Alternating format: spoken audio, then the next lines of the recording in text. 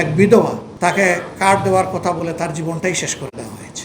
দ্রব্যমূল্যের জাতাকলে পিষ্ঠ, একটা জ্বালানি সংকটে পরিবহন খরচ, আর একটা হচ্ছে বাড়তি চাঁদার ছাপ। এই সবটুকু এসে সাধারণ জনগণের ঘাড়ে খেটে খাওয়া মানুষের ঘাড়ে চাপতেছে।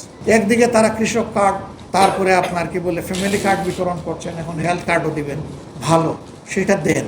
সেইটা যদি রাষ্ট্রের পর্যাপ্ত রেভিনিউ থাকে, দিবেন না কেন? জনকল্যাণে ব্যয় করেন, কারোর তো নিজের না। সেখানে দলীয়করণ, আবার সেখানে গিয়ে অনেক অঘটন ইতিমধ্যে ঘটে গেছে, আপনারা দেখেছেন। এক বিধবা, তাকে কার্ড দেওয়ার কথা বলে তার জীবনটাই শেষ করে দেওয়া হয়েছে। একটা কেস এসেছে, বাকিটা হয়তো লজ্জায় মুখ বুঝে আছে, জানি না এরকম হয়েছে কিনা, আল্লাহ ভালো জানেন। সেখানে আবার চাঁদাবাজি হচ্ছে এটাকে কেন্দ্র করে। আর চাঁদাবাজি আগের চাইতে রেট এখন দিন দিন সব সেক্টরে বাড়তেছে। অতিষ্ঠ জনগণ। দ্রব্যমূল্যের জাতাকলে পিষ্ঠ, দুই কারণে, একটা জ্বালানি সংকটে পরিবহন খরচ, আর একটা হচ্ছে বাড়তি চাঁদার ছাপ। এই সবটুকু এসে সাধারণ জনগণের ঘাড়ে খেটে খাওয়া মানুষের ঘাড়ে চাপতেছে। একটা সরকার জনগণের জন্য তার একটু দুঃখ দরদ দায় থাকবে না? এরকম চলে? কি করলেন?